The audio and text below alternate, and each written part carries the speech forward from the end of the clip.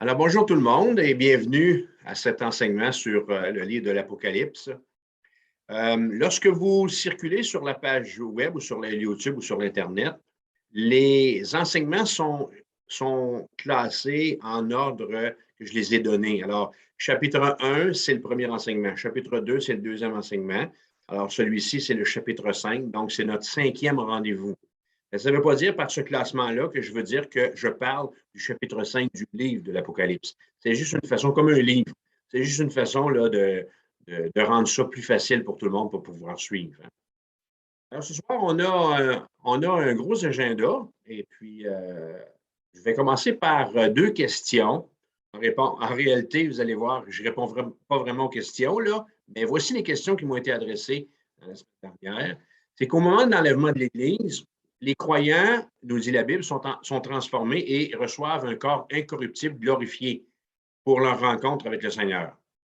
Alors, la question, c'est comment réconcilier le fait que les croyants, les saints, qui sont déjà au ciel, voient leur corps ressuscité alors qu'ils ont déjà un corps céleste? Je vous avoue franchement que c'est la meilleure question que j'ai eue concernant la résurrection et j'aime son côté corsé. Mais c'est une question qui nécessite que je me prépare convenablement pour y répondre. Alors ainsi, je vais la traiter à l'ouverture de notre prochain rendez-vous. Alors, dans le prochain enseignement, alors le numéro 6, à ce moment-là, vous allez avoir la réponse à cette question-là. Une deuxième question, pourquoi la mention de première résurrection en Apocalypse 20, verset 4, si elle a lieu en 1 Thessaloniciens, chapitre 4, verset 16? Alors ici encore, c'est une question qui est un peu précoce. Ce que je veux dire, c'est qu'on va prendre le temps, quand on va étudier Apocalypse chapitre 20, d'étudier à fond ce sujet-là, quand on va regarder le sujet du millénium. Ce qui fait que cette question, pour nous aujourd'hui, elle est hâtive. Néanmoins, je veux quand même vous donner certains détails, parce qu'il faut quand même un petit peu regarder le menu pour être en appétit. Il n'y a aucun problème ni de contradiction entre Jean et Paul. Jean qui nous donne le texte d'Apocalypse 20, verset 4, on va le lire. Vous pouvez déjà tourner votre Bible à cet endroit-là. Et Paul qui nous donne un autre son de cloche dans 1 Thessaloniciens, chapitre 4, verset 16. Je commence avec Paul aux Thessaloniciens. Il écrit, chapitre 4, verset 16, le Seigneur, à un signal donné, descendra du ciel. Et ce qu'on a ici dans ce texte-là, c'est des identifications des gens de la première résurrection. Il dit, et les morts en Christ ressusciteront premièrement. C'est très, très significatif comme description. Il nous dit que les morts en Christ vont ressusciter premièrement. Jean, lui, dans Apocalypse 20, nous donne un autre texte. Et voici le premier détail. Les gens que Jean voit dans le livre de l'Apocalypse au chapitre 20, verset 4, ont un rôle de juge et l'équipement autoritaire pour le faire. Ces gens sont sur des trônes. Il écrit verset 4. Et je vis des trônes, et à ceux qui s'y assirent furent donnés le pouvoir de juger. Jean vient de nous donner la vue d'ensemble, la vision. Deuxième détail, dans la suite du texte, il nous donne l'explication de ce qui se passe, et là, il va identifier les juges. Il continue son texte en disant, et je vis les âmes de ceux qui avaient été décapités à cause du témoignage de Jésus et à cause de la parole de Dieu, et de ceux qui n'avaient pas adoré la bête ni son image, et qui n'avaient pas reçu la marque sur leur front et sur leurs mains. Ces juges sont faciles à identifier. Ils sont les martyrs de la tribulation qui viennent s'ajouter au nombre des autres croyants morts en Christ qui auront ce même privilège. Alors voici la mention qui nous intéresse.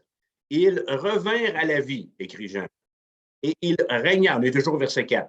Ils revinrent à la vie et ils régnèrent avec Christ pendant 1000 ans. Alors là, on a ici la durée de leur règne. Voyez-vous qu'il y a beaucoup de détails dans Apocalypse 20. Verset 5, les autres morts ne revinrent point à la vie jusqu'à ce que les 1000 ans fussent accomplis. C'est la première résurrection. Alors là, on a ici, en fin de ligne, un détail très intéressant. Je veux vous préciser deux choses ici.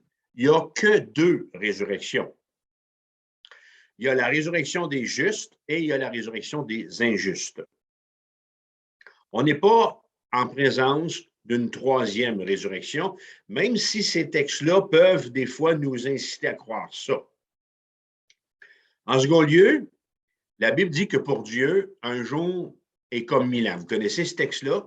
Et 1000 ans sont comme un jour. Qu'est-ce que ça veut dire pour nous alors qu'on approche cette question-là? Ça veut dire que Dieu est hors du temps. Dieu, là, n'a pas la notion du temps comme nous autres, on l'a avec nos téléphones ou nos montres. OK? On est préoccupé par notre 24 heures. Tout doit fitter dans notre 24 heures.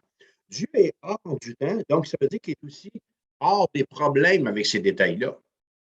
La première résurrection concerne 3 groupes de personnes. C'est peut-être là qu'on est mélangé. 3 groupes de personnes qui représentent les morts en Christ. 1 Thessaloniciens, chapitre 4, verset 16. Et ces morts en Christ sont les saints de l'Ancienne Alliance et les croyants de la Nouvelle Alliance, c'est-à-dire les croyants du temps de l'Église, et ils sont aussi les martyrs de la tribulation. Alors, il y a une chose qui est à prendre en compte ici, c'est que les saints de l'Ancienne Alliance sont déjà en présence de Dieu. Les croyants de la Nouvelle Alliance, c'est-à-dire ceux du temps de l'Église à aller jusqu'à aujourd'hui, qui sont morts en Christ, sont en présence de Dieu. Mais les martyrs de la tribulation, c'est à venir. Alors, la résurrection des croyants de 1 Thessaloniciens 4, même si elle a lieu 7 ans avant la résurrection des martyrs de la tribulation, parce que les martyrs de la tribulation vont mourir pendant cette période de tribulation. Vous allez voir, on arrive là très bientôt, on va regarder les jugements des 7 sceaux, des 7 trompettes et des 7 coupes. Et c'est pendant cette période de tribulation que la bête va mettre à mort, va martyriser les croyants. C'est pour ça qu'on les appelle les martyrs de la tribulation. Alors, la résurrection des croyants d'un Thessaloniciens 4, même si elle a lieu 7 ans avant la résurrection des martyrs de la tribulation, c'est la première résurrection. Jean, en Apocalypse 20, parle comme Paul et il identifie les ressuscités du verset 4 comme faisant partie de la première résurrection. Alors, voilà pourquoi je dis qu'un jour pour Dieu est comme 1000 ans et que 1000 ans, c'est comme un jour. Dieu n'a pas de souci avec un délai de 7 ans. Et il identifie ces 2 groupes de personnes comme faisant partie de la même ou de la première résurrection. Voyez-vous, si Dieu n'a pas de souci qu'un jour c'est comme 1000 ans, puis que 1000 ans c'est comme un jour, imaginez-vous 7 ans. C'est rien à côté de ça. C'est rien pour lui, pardon. Alors, c'est aussi simple que ça.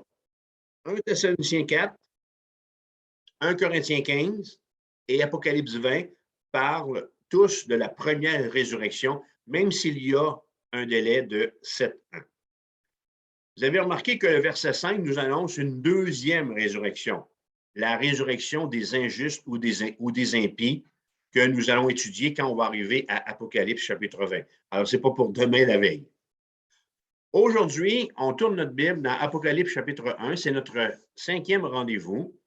Et j'ai intitulé ce rendez-vous « Écrit 1 ».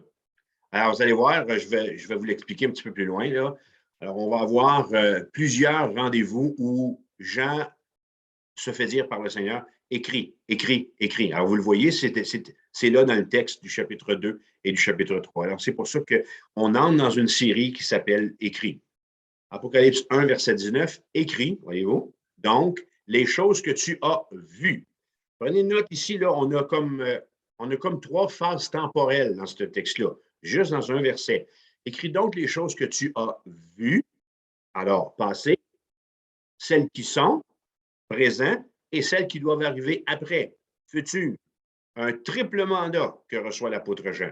Verset 20, le mystère des 7 étoiles que tu as vues dans ma main droite et des 7 chandeliers d'or. Les 7 étoiles sont les anges des 7 églises et les 7 chandeliers sont les 7 églises. Alors, on est dans l'introduction générale, ni plus ni moins, versets 19 et 20, à toute cette série qu'on va vivre ensemble sur, je pense que c'est 8 ou 9 rencontres où on va réfléchir avec ce mot-là devant nous, écrit. Je veux, dans cette introduction-là, vous parler ici d'abord de la mission de l'apôtre Jean au verset 19 et 20. D'abord, qu'est-ce qu'on remarque au verset 19? Je viens de vous le faire remarquer. 3 périodes sont clairement exposées. Jean vient de contempler d'une traite le survol du temps en présence du Seigneur. il reçoit un ordre très clair écrit. Alors, il écrit d'abord, A, les choses que tu as vues. Jean a vu ce qui était, c'est-à-dire l'éternité passée. Il a vu la toute-puissance et la majesté de Jésus-Christ. Il a vu la gloire de Christ qui se présente comme roi. Et ça, on a étudié ça au chapitre 1 lors de notre premier rendez-vous. On a découvert que le Christ de ce chapitre n'est plus le Christ de Golgotha. C'est un juge. Le livre de l'Apocalypse nous présente Jésus qui revient comme juge, alors que les évangiles, Matthieu, Marc, Luc et Jean, présentent Jésus comme le Sauveur, le Messie. Deuxième chose qu'on remarque, B, c'est qu'il c'est écrit les choses qui sont. Alors, Jean voit ce qui est, le mystère des 7 étoiles et des 7 chandeliers. Et cette vision des chapitres 2 et 3, alors, Apocalypse chapitre 2 et chapitre 3, ce qu'on va commencer à étudier dans quelques minutes, un peu plus tard dans notre présentation d'aujourd'hui, ces deux chapitres-là parlent du temps de l'Église. On est là-dedans, là, en ce moment. Au moment où je vous parle, au moment où vous écoutez ça, nous sommes dans le livre de l'Apocalypse, chapitre 2 et 3. Nous sommes dans le temps de l'Église. Je vais vous situer au fur et à mesure qu'on va avancer dans cette étude. Il est question dans ces deux chapitres de cette Église, celle des siècles passés, celle de notre temps et de celle que vont fréquenter nos enfants et leurs enfants. Alors, prenez bien note de l'explication qui suit. Et elle va nous être, c'est une explication qui va nous être très utile pour saisir le jugement de Jésus sur l'Église d'Éphèse de tantôt. C'est notre premier sujet, mais un petit peu plus loin dans la présentation. Les chandeliers d'or ou les chandeliers en or représentaient chacune une église. Un chandelier, qu'est-ce que ça fait? Un chandelier, ça brille. Ça illumine la pièce. Deuxième question qu'on pourrait se poser, pourquoi est-ce qu'il est en or? L'or dans la parole est toujours un signe de pureté. Alors, ces chandeliers en or représentaient des églises à partir desquelles brillait la lumière de la vie. Ces assemblées chrétiennes étaient des évangélistes. Alors, chacune des 7 églises que nous allons étudier dans cette série, pour sa part, dans le temps où elle a exercé son ministère, était un évangéliste qui était mandaté pour faire connaître la bonne nouvelle de Jésus-Christ au travers du temps de l'Église. Cette Église, le chiffre 7, il est dans le livre de l'Apocalypse omniprésent. Et qu'est-ce qu'il symbolise, comme partout ailleurs dans la Bible? Il symbolise la plénitude, ce qui fait que ces 7 églises choisies par Christ, parmi l'ensemble de toutes les églises existantes au moment où Jean a écrit l'Apocalypse, à ce moment, avaient l'état intérieur et les circonstances qui prêtaient le mieux à son dessein prophétique. Et vous allez voir qu'au travers de cette série sur écrit, que l'Église, au travers des siècles, a eu un mandat prophétique, a eu un rôle prophétique. Alors, les chapitres 2 et 3 du livre de l'Apocalypse dépeignent à l'avance l'histoire de l'Église. Et le fait que Jésus ait choisi cette Église nous fait comprendre qu'il parle de l'ensemble complet de son Église. Ce qu'il faut bien savoir, c'est que Jean écrit à propos de ce qui concerne le temps de l'Église.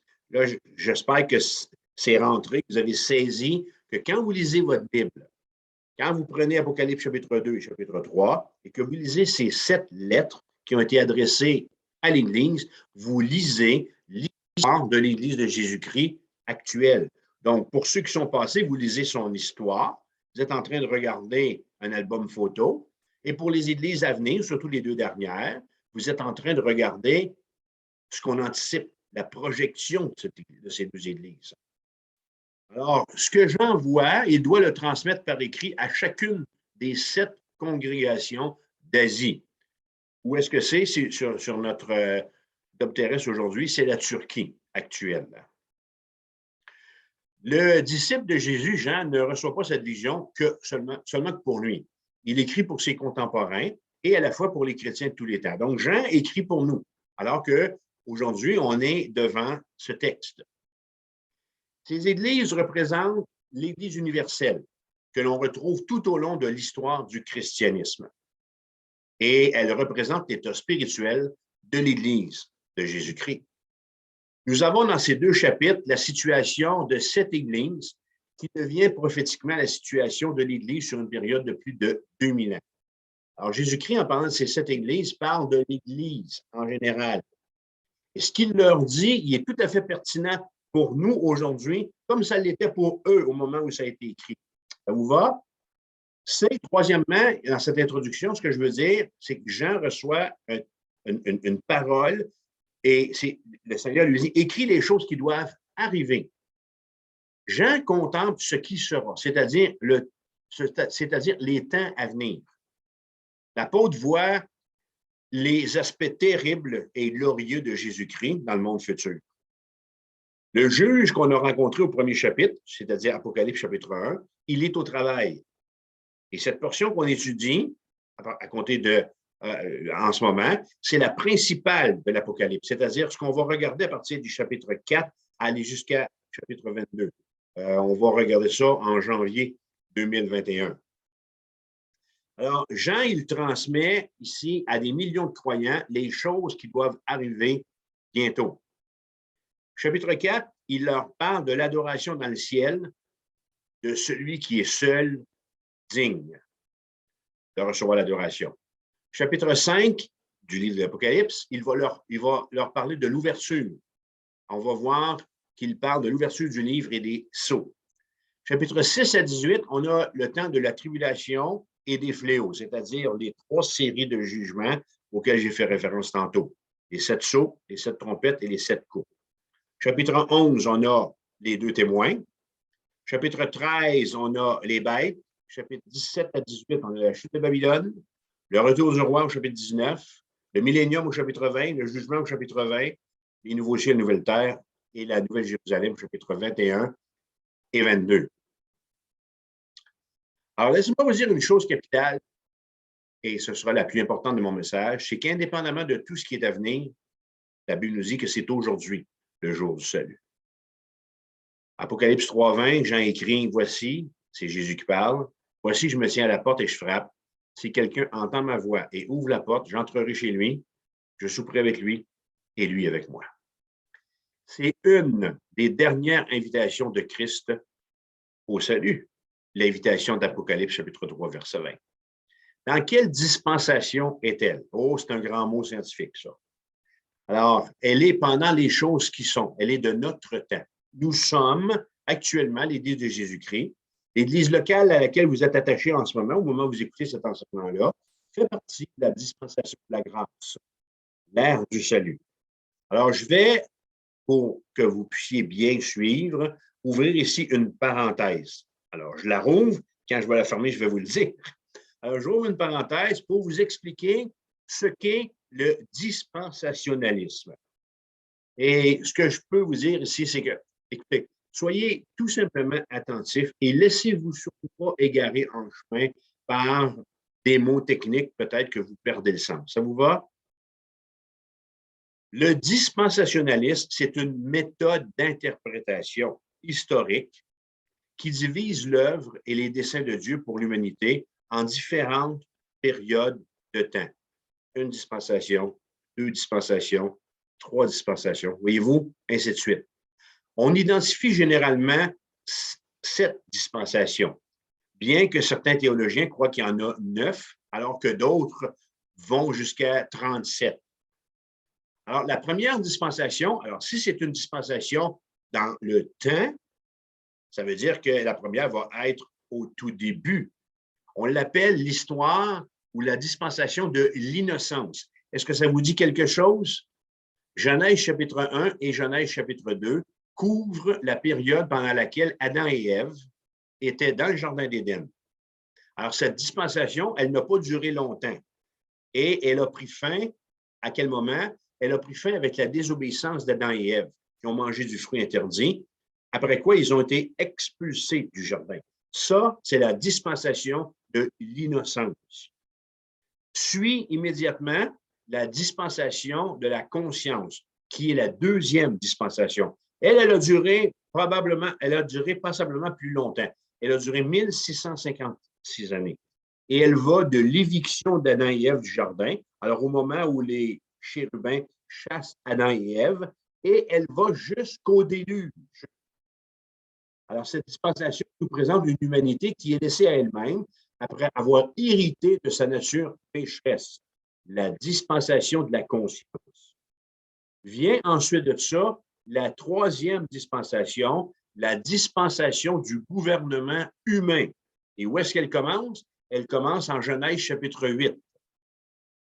Dieu a détruit la vie sur la terre par le déluge en ne sauvant qu'une seule famille pour recommencer à zéro avec l'humanité. Contrairement à ce que Dieu leur avait ordonné, les descendants de Noé ne se sont pas répandus. Ils n'ont pas rempli la terre et ils ont donc failli à leur responsabilité pour cette dispensation. 325 ans, alors c'est pour ça, ne perdez-vous pas dans les années, restez avec moi. 325 ans environ après le déluge, les habitants de la terre ont commencé à construire une tour, un grand monument de solidarité et d'orgueil. On voit ça en Genèse chapitre 11. Dieu a interrompu, Dieu a stoppé la construction en confondant leurs langues et forçant ainsi à accomplir son commandement. Le résultat fut la naissance de différentes nations et cultures et des gouvernements humains. Ah, voyez-vous? Alors, la dispensation du gouvernement humain. La quatrième dispensation, c'est celle de la promesse. Et elle a commencé avec l'appel d'Abraham. Elle s'est poursuivie pendant la vie des patriarches et elle a pris fin avec l'exode d'Égypte du peuple juif. Elle a duré environ 430 ans. Au cours de cette dispensation, Dieu a construit une grande nation qu'il avait choisie comme son peuple. Genèse chapitre 12, à aller jusqu'à Exode chapitre 19. La cinquième dispensation, celle-là, vous devriez tout de suite savoir de quoi je parle. Si je parle du livre de l'Exode, sera la dispensation de la loi. Elle a duré presque 1500 ans, de l'Exode à sa suspension après la mort de Jésus-Christ. Au cours de cette dispensation, Dieu traitait avec la nation juive par l'alliance mosaïque ou par la loi, que l'on retrouve dans Exode 19 à Exode 23, et par le culte du temple, qui était dirigé par les prêtres, avec des directives supplémentaires communiquées par les prophètes. À cause de leur désobéissance à la loi, les tribus d'Israël ont fini par perdre la terre promise et être asservies à d'autres nations. Excusez-moi. La sixième dispensation, c'est la dispensation actuelle. C'est celle dans laquelle nous nous trouvons. C'est la dispensation de la grâce. Elle a commencé avec la nouvelle alliance par le sang de Jésus-Christ, nous dit Luc, chapitre 22. On l'appelle l'âge de la grâce ou l'âge de l'Église. Débutant de la mort de Christ, elle va prendre fin quand? À l'enlèvement de l'Église. Alors, on est encore dedans. Nous sommes dans la sixième dispensation. Nous sommes dans le temps de la grâce. Nous sommes dans le temps de l'Église. Et elle cesse à 1 Thessaloniciens 4, alors que l'Église est enlevée. Cette dispensation dans laquelle nous sommes, elle est mondiale et elle inclut les Juifs et les non-Juifs. La responsabilité de l'homme pendant la dispensation de la grâce sera de croire en Jésus, le Fils de Dieu. Et au cours de cette dispensation, la Bible nous dit que le Saint-Esprit demeure dans les croyants en tant que consolateur, selon ce que Jean nous donne, selon ce que Jésus nous dit dans Jean 14. Alors, cette dispensation-là, elle dure, est encore en vigueur aujourd'hui, au moment où vous m'écoutez, et elle dure depuis plus de 2000 ans. Et personne ne sait quand elle va prendre fin. Mais on sait qu'elle prendra fin avec l'enlèvement de tous les croyants, les nouveaux, qui iront avec Christ au ciel auprès de Dieu. Et après quoi, Dieu va juger le monde pendant 7 ans. La septième dispensation, alors on est pendant la sixième, on en a 5 en arrière de nous, nous sommes dans la sixième et il y en a une à venir. La septième dispensation, ce sera le royaume millénaire de Christ qui durera 1000 ans, au cours desquels Christ lui-même va régner sur la terre. Son royaume accomplira la prophétie donnée à la nation juive du retour de Christ comme leur roi. Les seuls qui pourront y entrer seront les croyants. Aucun homme perdu n'y aura accès. Satan sera lié pendant ces 1000 ans qui prendront fin après, avec le jugement dernier dans Apocalypse chapitre 20. La Bible nous dit que l'ancien monde sera détruit par le feu, puis ce sera l'avènement du nouveau ciel et de la nouvelle terre décrit en Apocalypse 21 et 22. Alors voilà un bref survol des dispensations les plus importantes. C'est ici qu'on ferme la parenthèse. Pourquoi est-ce que je vous parle de dispensation? Alors, j'ai pensé que ce serait utile pour nous aider à saisir l'Apocalypse, parce que le livre de l'Apocalypse couvre l'histoire de la création d'une éternité à l'autre. Je veux dire que l'Apocalypse nous donne des informations sur ce qui fut avant la création. Vous allez voir, on va les découvrir chemin faisant. Et le livre de l'Apocalypse nous fait pénétrer dans le plan de Dieu alors qu'il va recréer toutes choses. Il faut voir dans ce livre à la fois une œuvre visionnaire. Les chapitres 4 à 22 prouvent qu'Apocalypse est un livre ancré dans l'histoire, proclamant que Christ en est le Seigneur et ne désire qu'aucun ne soit perdu. Tous sont appelés. C'est aujourd'hui, les frères et sœurs, le jour du salut. C'est aujourd'hui, amis qui m'écoutez, si vous ne connaissez pas Jésus-Christ comme votre sauveur personnel, c'est aujourd'hui qu'est le jour du salut. Quelques mots sur le verset 20 du chapitre 1. Alors que Jean écrit le mystère des 7 étoiles que tu as vues dans ma main droite et des 7 chandeliers d'or. Les 7 étoiles sont les anges des 7 églises et les 7 chandeliers sont les 7 églises. Alors, on a ici par écrit l'appréciation céleste de ces 7 églises. D'une certaine façon, qu'est-ce qu'on va voir quand on va lire ces 7 lettres-là? On va regarder le bulletin scolaire spirituel de chacune de ces 7 églises. Y a-t-il une ou deux choses qui vous interpellent, qui vous encouragent? Moi, je me base sur la lecture complète des 7 lettres pour dire ceci. Voici ce qui m'interpelle quand je les lis. D'abord, je me rends compte en lisant ces 7 lettres-là que Jésus est au courant de tout. Pourquoi? Parce que Jésus-Christ est présent dans la vie de ces églises. Il est omniprésent. Jésus-Christ n'est pas indifférent à ce que vivent ces 7 églises. L'Église n'est jamais abandonnée et l'Église est toujours au cœur même de l'Esprit de Jésus. Et finalement, Jésus-Christ est prêt à intervenir. Et on va le voir au travers de cette étude. Il y a encore 2 grandes choses que j'ai découvertes dans mes lectures répétées de ce livre extraordinaire. La première, où sont physiquement les serviteurs? Alors, il est question des étoiles, verset 16, chapitre 1, verset 16 et verset 20. Dans ce verset, ceux à qui les lettres sont adressées, ils sont dans la main droite de Christ, symbolisés par les messagers. Ce sont les anciens, ce sont les pasteurs de ces 7 églises. Qu'est-ce que ça veut dire, frères et sœurs? Il est question ici que l'Église, elle est sous le contrôle de Christ. Elle est en parfaite sécurité. Où est-ce qu'ils sont? Ils sont dans la main droite de Christ. Jésus désire nous réconforter avant qu'on entre dans les tableaux des chapitres 4 à 22. Ou disons-le, plusieurs membres de nos familles, amis, compagnons de travail, connaissances, passeront pas au travers et entreront pas dans l'éternité. Non préparés. Et pire, entreront dans l'éternité sans Dieu. Alors, où sont physiquement les serviteurs? Dans la main droite de Christ. Et où est Christ? Chapitre 2, verset 1. Alors, les 7 lettres aux 7 églises qu'on va commencer à étudier, il faut bien garder ça en vue, hein, que le Christ du verset 20, il est debout au milieu des chandeliers et il tient les 7 étoiles dans sa main. C'est cette vision qui va nous garder forts quand le diable va venir pour nous faire douter de notre choix de suivre Jésus-Christ. Ça vous va? Alors ça, c'est la fin du premier temps, ce que Jean a vu. Entrons maintenant dans le deuxième temps, ce qui est. Et c'est ici qu'on va passer 9 rencontres ensemble à réfléchir sur ce qui est. Alors, en introduction, je vous ai présenté ce qui fut. On entre dans un deuxième temps sur ce qui est. Et quand on va arriver au chapitre 4, jusqu'à la fin du livre, c'est ce qui est à venir.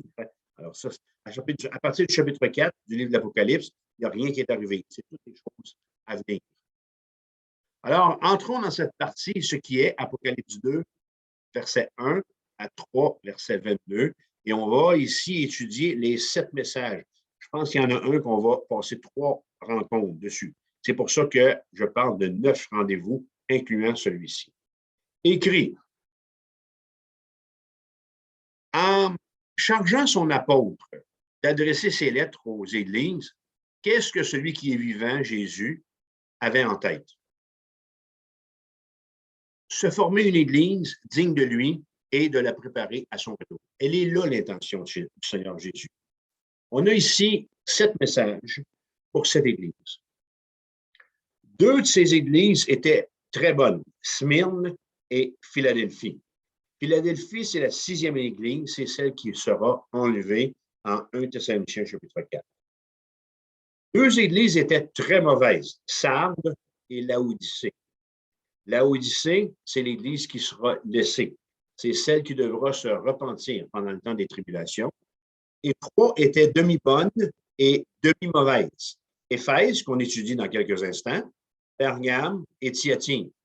Alors, sur 7, ça nous donne quoi? Ça nous donne 2 sur 7. On n'a même pas la note de passage, imaginez-vous. Alors, nous lisons ici, frères et sœurs, en fait, dans ces 2 chapitres, chapitres 2 et 3 du livre de l'Apocalypse, ce qu'on lit, c'est le déclin de l'Église. Un déclin qui n'a rien de nouveau à nous enseigner. Il nous suffit de lire l'Ancien Testament puis le Nouveau Testament pour voir que l'homme, d'abord, abandonne son premier amour, se mélange au monde, accepte des enseignements erronés et s'endort spirituellement et apostasie la foi. Ça, c'est le scénario du peuple juif de l'Ancien Testament, puis c'est le scénario de l'Église de Jésus-Christ depuis 2000 ans. Mais, comme je l'ai dit en regardant le verset 19, nous sommes encore ici dans le temps de la grâce. Le croyant âgé vit dans le passé. Le jeune disciple vit dans le futur. Le chrétien, devant ces 2 chapitres, il est encouragé à garder les pieds sur terre et à s'intéresser au moment présent qui le concerne personnellement. Le temps de la grâce, c'est en ce moment. Ce qu'il faut faire, c'est maintenant qu'il faut le faire. Alors, devant ce fait, quelles sont les instructions qui s'imposent pour ma mère chrétienne? C'est ce que nous livre le premier message. Tournez votre Bible avec moi, Apocalypse chapitre 2, versets 1 à 7. Alors ça, c'était pour l'introduction générale de cette série où on va passer 9 rencontres ensemble. Premier message à l'Église d'Éphèse, Apocalypse 2, verset 1. Écrit à l'ange de l'Église d'Éphèse. Voici ce que dit celui qui tient les 7 étoiles dans sa main droite, celui qui marche au milieu des 7 chandeliers d'or. Je connais tes œuvres, ton travail et ta persévérance. Je sais que tu ne peux supporter les méchants, que tu as éprouvé ceux qui se disent apôtres et qui ne le sont pas, et que tu les as trouvés menteurs, que tu as de la persévérance, que tu as souffert à cause de mon nom, et que tu ne t'es point lassé. Mais ce que j'ai contre toi, c'est que tu as abandonné ton premier amour. Souviens-toi donc d'où tu es tombé. Repens-toi et pratique tes premières œuvres. Sinon, je viendrai à toi, j'ôterai ton chandelier de sa place, à moins que tu ne te repentes. Tu as pourtant ceci, c'est que tu hais les œuvres des Nicolaïtes, œuvres que je hais aussi. Que celui qui a des oreilles entende ce que l'Esprit dit aux Églises. À celui qui vaincra, je donnerai à manger de l'arbre de vie qui est dans le paradis de Dieu. Les 7 lettres sont construites de la façon suivante. Elles ont 1, 2, 3, 4, elles ont 5 grandes divisions. D'abord, l'adresse. À qui est-ce que le Seigneur parle? Deuxièmement, on a une présentation de celui qui dicte.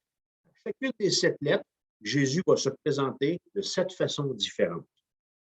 À chacune des 7 lettres, le troisième point qu'on va voir, c'est que Jésus fait l'état de la spiritualité de l'Église. Il est là d'un bulletin spirituel.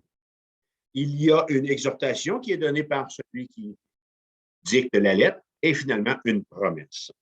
Alors, notre premier point dans ce premier message adressé à l'Église d'Éphèse, c'est l'adresse.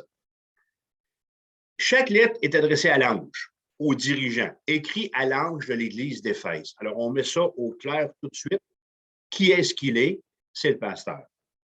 C'est le dirigeant, c'est l'évêque, c'est l'ancien, c'est celui qui est en charge de la communauté de foi. Ça vous va?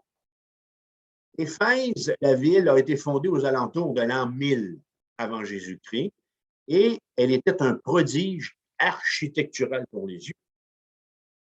La ville d'Éphèse est très vite devenue, grâce à sa situation géographique et à sa proximité de l'eau, une porte d'entrée sur l'Asie. Je ne sais pas si je vous l'ai dit, mais dans cette étude ou dans cette série qui s'échelonne sur au-delà de 45 rendez-vous, on fait de la géographie, on fait de l'histoire, de l'astronomie, OK? De la théologie comme de raison. Alors, ne soyez pas surpris si on fait un petit peu d'histoire et de géographie, alors que je vous parle, je vous introduis chacune de ces lettres. Alors, la ville d'Éphèse, fondée 1000 ans, OK, est à proximité de nous. Cette opportunité géographique, qu'est-ce que ça a fait? C'est que ça a fait de cette métropole une grande métropole qui a eu une apogée jusqu'à 250 000 habitants. Mais vous savez comme moi que qui dit proximité de la mer et de fleuve important dit commerce. Oui, mais aussi une ouverture sur le monde et sur ses influences. On n'est pas toujours capable de gérer ceux qui arrivent. Alors, le problème, c'est qu'il est débarqué bien du monde à Éphèse. Et on va le voir au travers de cette rencontre, ou au travers de cette étude-là, pardon. Au temps du Nouveau Testament, Éphèse était une ville libre, siège du proconsulat romain, c'est-à-dire le gouverneur du territoire et centre de son administration. Si vous avez lu les lettres, de l'apôtre Paul, vous y avez découvert aussi l'idolâtrie. Il y avait dans cette ville d'Éphèse un temple dédié à la déesse Diane, une des 7 merveilles du monde.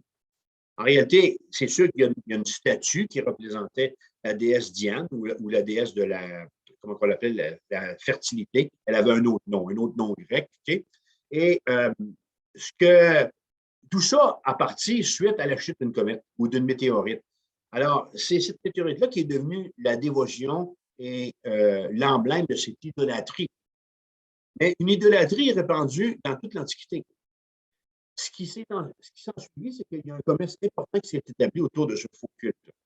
Éphèse est devenu un lieu de pèlerinage, rendu prospère par ses nombreux orfèvres, ceux qui travaillent l'or, les bijoux.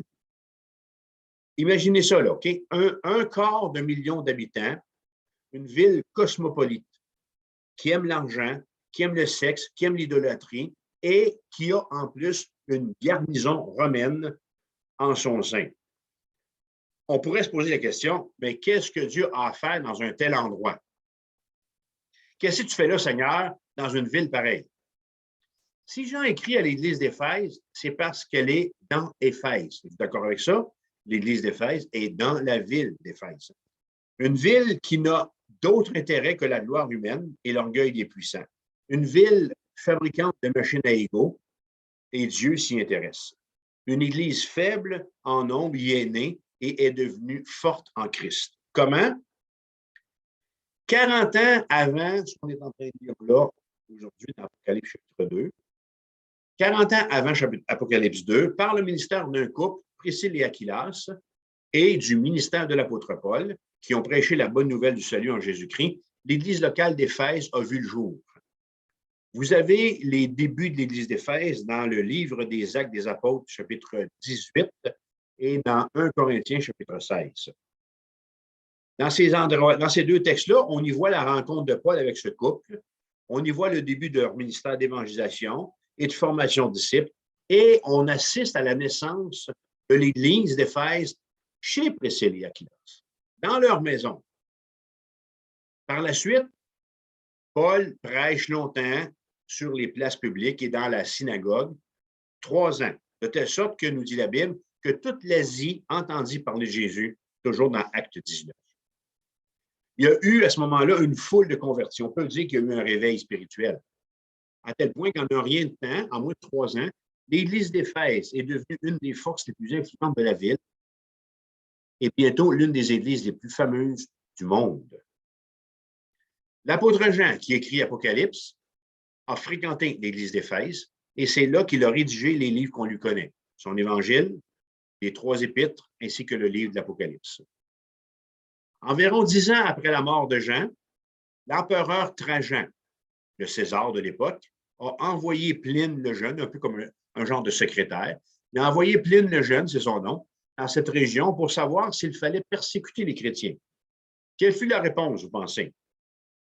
Les chrétiens étaient devenus si nombreux, nous dit l'histoire, que les temples païens étaient presque déserts. L'Église d'Éphèse avait accompli son ministère. Quelle était sa recette? La base du début de cette Église, l'évangélisation et la formation, ni plus ni moins. Mais Paul, missionnaire, persécuté et toujours en mouvement, dans son dernier entretien avec les anciens de cette Église, leur fait une mise en garde.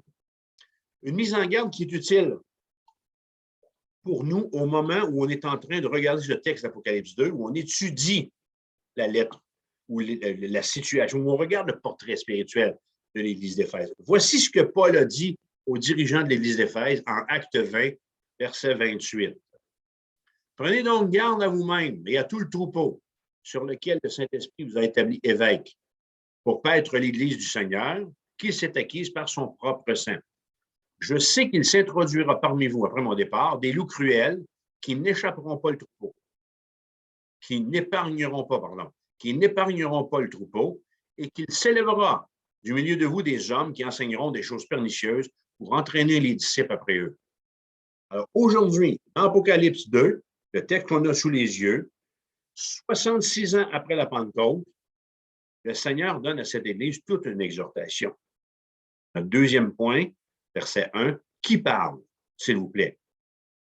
Verset 1, voici ce que dit celui qui tient les 7 étoiles dans sa main droite, celui qui marche au milieu des 7 chandeliers d'or. Chaque lettre commence par une description de Christ, faisant référence à la vision de Jean du chapitre 1. Et ici, comme pour les autres lettres à venir, les détails de cette révélation sur Jésus-Christ sont en rapport avec la communauté en question. Celui qui marche au milieu du chandelier a un message pour cette Église. À l'école, qui était le personnage? Retournez sur les bancs au primaire, okay? Parce qu'au secondaire, c'est moins fréquent, disons. Mais retournez au primaire. Alors, à l'école, quel était le personnage qui marchait dans les rangées? Quel était le message qu'il nous livrait alors qu'on entendait ses pas et qu'on sentait son souffle sur notre épaule? Ça nous disait, c'est le temps de l'évaluation.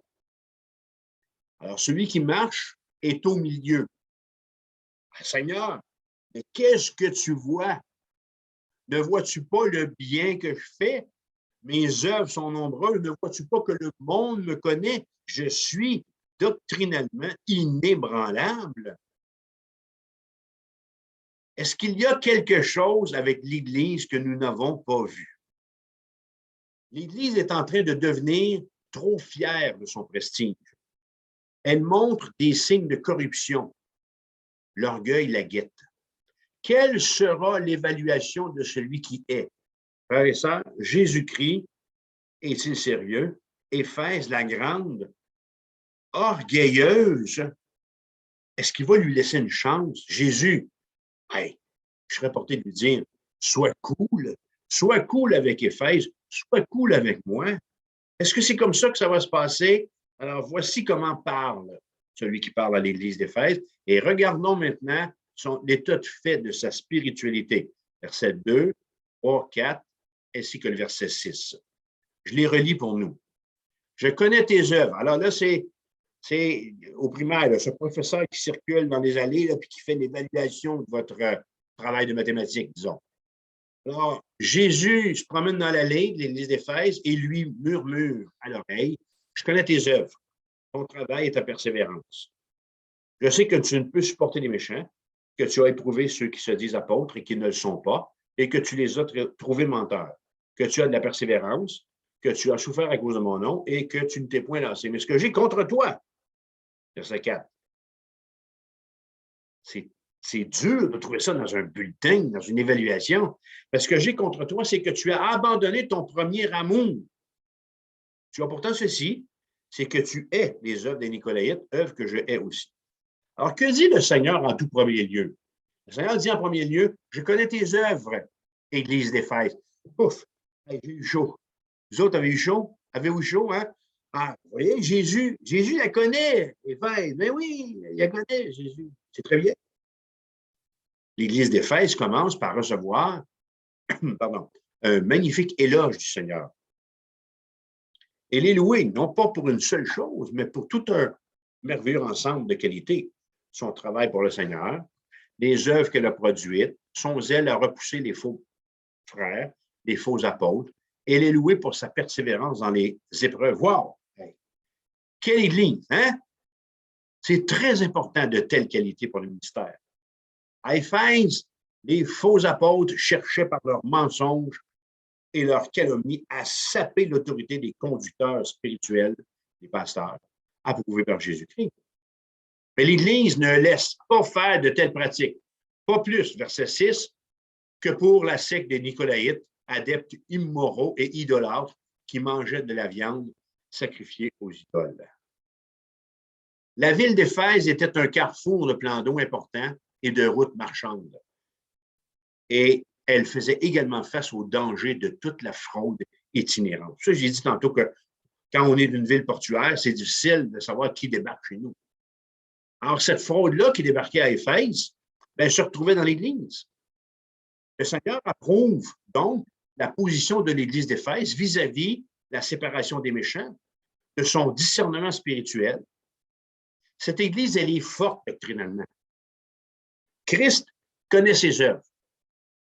Après un tel éloge, il n'y a pas de blâme qui peut suivre. Vous êtes d'accord avec moi? Qu'est-ce que tu peux dire à quelqu'un après que tu l'aies autant encensé? Alors, le Seigneur Jésus, avec son regard pénétrant, voit la faille, une faille invisible, mais par laquelle le mal peut entrer dans l'Église. Verset 4, ce que j'ai contre toi, c'est que tu as abandonné ton premier amour. Rappelez-vous ici comment Paul parle en 1 Corinthiens 13, quand il parle et qu'il vante ce qu'est le vrai amour. Verset 1 Corinthiens 13, 1. Quand je parlerai les langues des hommes et des anges, si je n'ai pas la charité, c'est-à-dire l'amour, je suis un terrain qui résonne. Quand j'aurai le don de prophétie, la science de tous les mystères, la connaissance, même toute la foi, si je n'ai pas la charité, l'amour, je ne suis rien. Quand je distribuerai tous mes biens pour la nourriture des pauvres, si je n'ai pas la charité, cela ne me sert de rien. La charité est patiente, pleine de bonté, point envieuse, ne se vante point, ne s'enfle point d'orgueil, ne fait rien de malhonnête, ne cherche point son intérêt, ne s'irrite point, ne soupçonne point le mal, ne se réjouit point de l'injustice, se réjouit de la vérité, elle excuse tout, elle croit tout, elle espère tout, elle supporte tout. La charité ne périt jamais. Cette charité envers le Seigneur, à Éphèse, semble avoir disparu. Si nous nous fions à l'état de fait de la spiritualité de cette Église, elle n'est plus là. Pourquoi faut-il que ça arrive? Quel est l'agent responsable de tant de désertion dans l'Église de Dieu? Bien, je pense que Jésus l'identifie en faisant le portrait de cette première Église, c'est la perte du premier amour. Pourquoi est-ce qu'on n'est pas sur le coup de foudre tout le temps avec le Seigneur?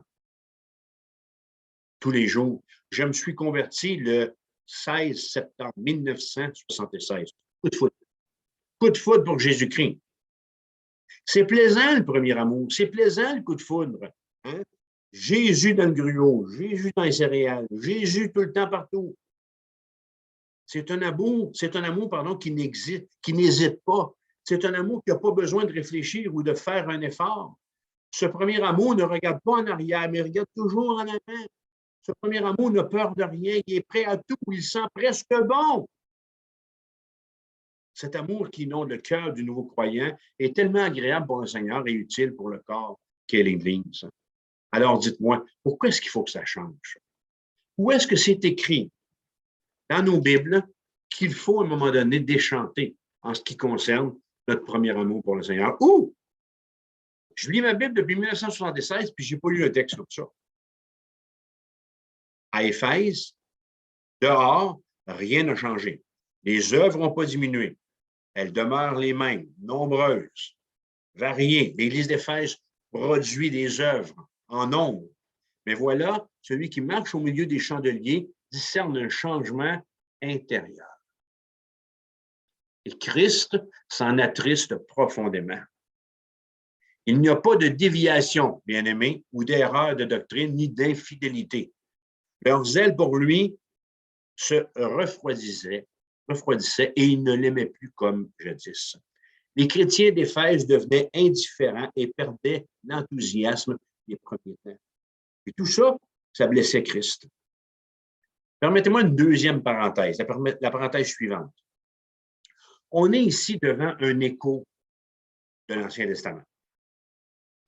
En réfléchissant à l'expérience d'Israël, celui-ci nous aide, Israël, son exemple, nous aide à apprécier les faits concernant l'Église d'Éphèse. Dans les livres de Jérémie et d'Osée, je vais vous lire deux textes, comme à plusieurs autres endroits dans l'Ancien Testament, l'Éternel avait rappelé à son peuple d'autrefois les dispositions de son cœur à son égard, après les avoir eu délivrés d'Égypte. Voici ce que Dieu dit après la délivrance d'Égypte. Jérémie 2, verset 2. « Je me souviens de ton amour lorsque tu étais jeune, de ton affection lorsque tu étais fiancé, quand tu me suivais au désert, dans une terre inculte. » Ça ne parle pas du premier amour, comme je vous disais tantôt, hein? Verset 3. Israël était consacré à l'Éternel. Il était les prémices de son revenu. Israël, mes frères et sœurs, le peuple élu se berçait ici d'illusions. Il croyait se suffire à lui-même et n'avoir plus besoin de Dieu. Parce que Dieu est obligé de rappeler à leur souvenir. Je me souviens de ton amour lorsque tu étais jeune. Alors, si Dieu doit dire ça à Israël, c'est parce qu'en quelque part, le peuple a oublié. Le prophète Osée va dire, chapitre 7, verset 1, « Lorsque je voulais, c'est Dieu qui parle, lorsque je voulais guérir Israël, l'iniquité d'Éphraïm et la méchanceté de Samarie se sont révélées. Ils ne se disent pas dans leur cœur que je me souviens de toute leur méchanceté.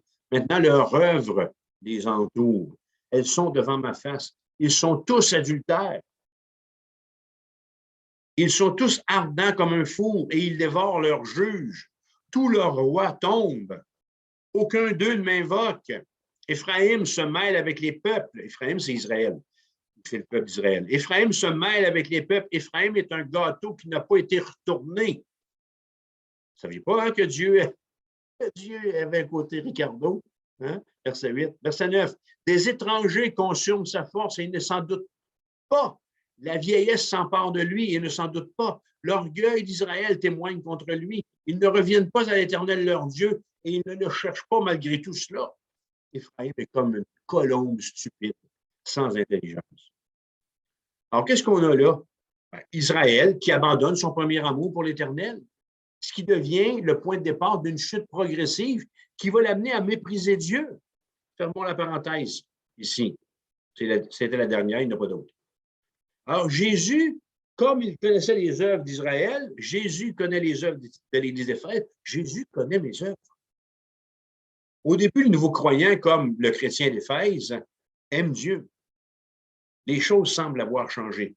Que leur dit celui qui marche au milieu des chandeliers? Alors, le quatrième point, c'est comme ça c'est comme ça dans toutes les 7 lettres, c'est l'exhortation maintenant, versets 5 et 7.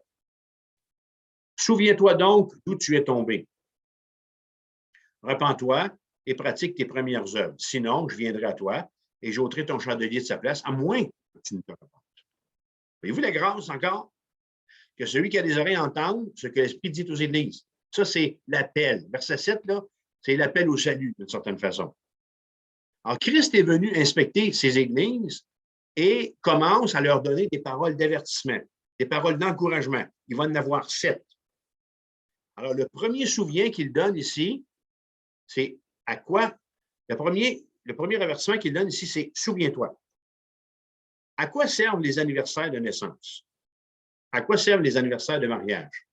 À quoi servent les albums de photos? À quoi servent les temps de réflexion et les mises au point sur la vie? Tout ça, ça sert à quoi? À se souvenir. Pardon. Souviens-toi.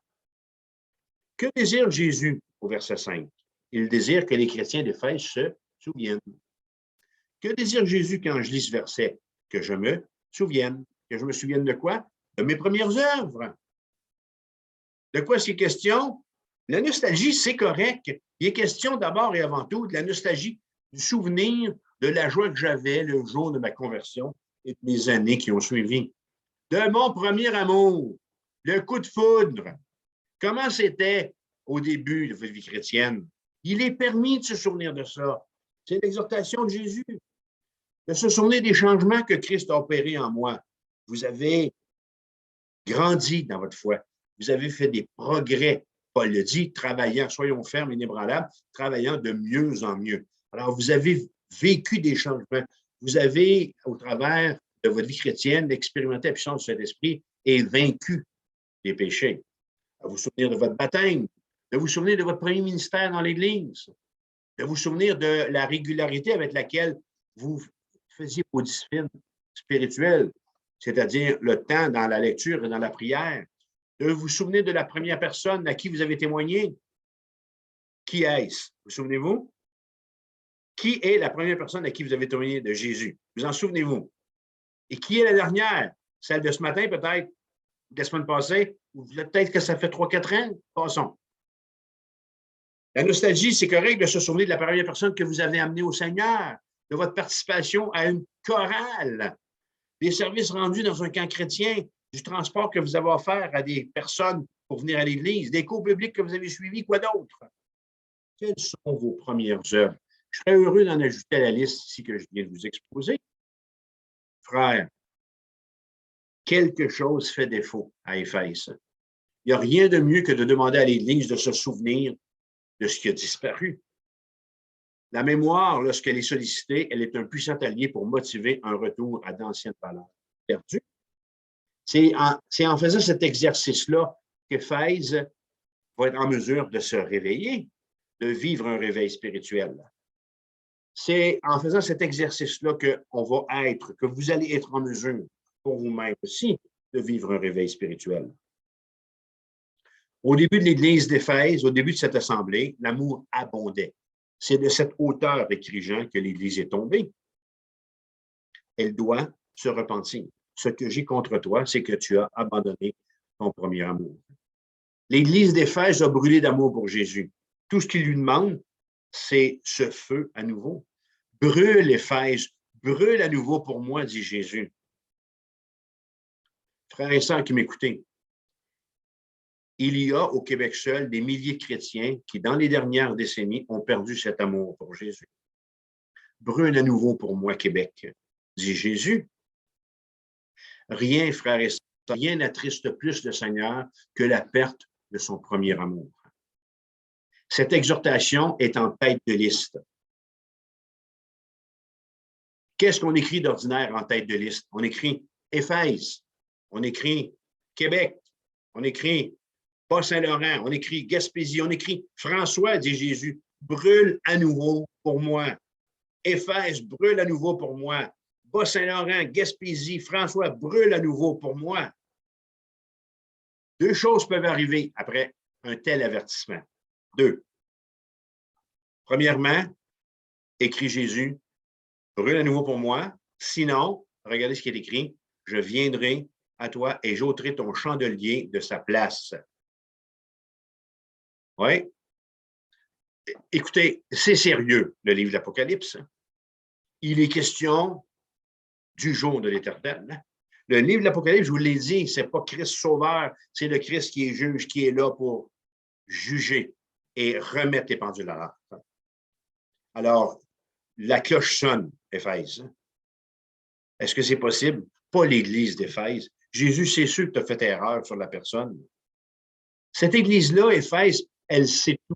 Pendant 3 ans, Paul lui a enseigné le conseil de Dieu au complet, selon ce qui est écrit dans Acte 20.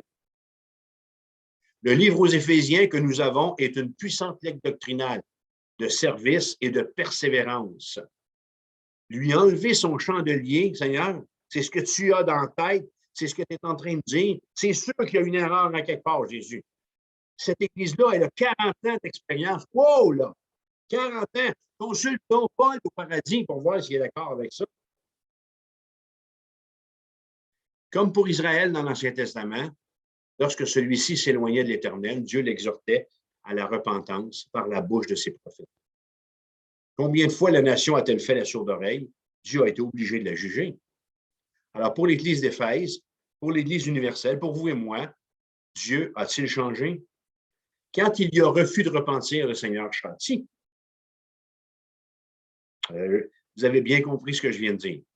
Quand il y a refus de repentir, le Seigneur châtie.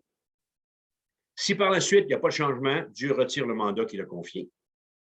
Alors, de son vivant, nous avons, frères et sœurs, ici, le plus terrible châtiment de Dieu qu'une Église ou un croyant puisse vivre. Quand Dieu retire le chandelier, il retire son approbation. Il retire son soutien. Frères et sœurs, il se retire. quel jugement plus long puis-je endurer après? Quand s'effectue ce jugement? Pendant le millénium, à ma mort, quand j'ai terminé mon travail pour le Seigneur, à son retour, Jésus dit, je viendrai à toi et j'ôterai ton chandelier de sa place. Quand il est question d'exercer son jugement, le Seigneur Jésus ne fait pas de procrastination. Ça veut dire de remettre à plus tard. Une fois que l'avertissement est donné, il faut, les bien-aimés, faire quoi? Agir. Il faut se lever. Il faut agir. Qu'arriva-t-il à cette église et à cette ville? Alors, je vous ai dit au début que les chapitres 2 et 3 de l'Apocalypse concernent le temps présent, le temps de l'Église. Alors, ce temps de l'Église va de Jésus après son départ à son retour. Alors, cette période, c'est le temps de l'Église, période dans laquelle nous sommes. C'est un temps qui dure pendant 2000 ans. Chacune des 7 lettres, prophétiquement, parle d'un temps précis dans l'histoire de l'Église de Jésus-Christ. Un temps compris entre le départ de Jésus et son retour. C'est-à-dire que ce message actuel, au temps présent pour l'Église d'Éphèse, vise aussi quelqu'un qui vivra cet état dans le futur. Alors, ce qu'on a ici sous les yeux fut dit à cette Église, à l'Église d'Éphèse, pour ce qu'elle vivait au moment où elle a reçu cet écrit-là, et il a été dit également pour l'Église et pour tous les croyants. Le temps précis visé que nous avons dans cette lettre est en fait le temps couvert par l'Église apostolique, de la Pentecôte à la mort des apôtres. Chaque lettre parle d'un temps. Smyrne, pour n'en citer que quelques-unes, va nous parler du temps de l'Église persécutée. C'est notre prochain rendez-vous. Sardes va parler du temps du sommeil, là où l'Église s'est endormie. Et Laodicée, ainsi que Philadelphie, parle du temps présent. Laodicée va parler du temps de l'apostasie, alors que l'Église de Philadelphie va parler du temps de l'Église consacrée. Jamais, et ceci est incontestable, l'Église de Jésus-Christ n'a autant travaillé pour le Seigneur et témoigné que pendant le temps apostolique. En une seule génération, écoutez, ce premier temps-là, ou cette première période, couvre à peine 150 ans. En une seule génération, elle s'était répandue à travers tout le monde romain et au-delà. Je l'ai dit, l'Église d'Éphèse a une histoire au moment où on... L'Église d'Éphèse a une existence de 40 ans au moment où on lit ce texte. Alors, l'Église d'Éphèse mérite les plus grands éloges. Toutefois, il faut croire que Paul l'avait pressenti par les exhortations qu'il lui fait en Actes et dans la lettre aux Éphésiens. Elle portait les germes de sa déchéance future. Voici la deuxième chose qui peut arriver après un tel avertissement. Alors, la première chose qui risque d'arriver, c'est que Jésus se retire. La deuxième, l'Église d'Éphèse, comme sa ville, tous deux, ont péri. Oui. Le Seigneur a retiré le chandelier à son Église. En 260 de notre ère, en l'an 260, les Goths ont détruit le temple de la déesse Diane. Probable que d'autres bâtiments y ont aussi passé. L'histoire témoigne que les eaux de son port se sont ensablées, le rendant difficile à naviguer. Le trafic marchand en a fort probablement été détourné et aujourd'hui, cette cité de 250 000 habitants, luxueuse et idolâtre, n'est plus que marécage et ruine.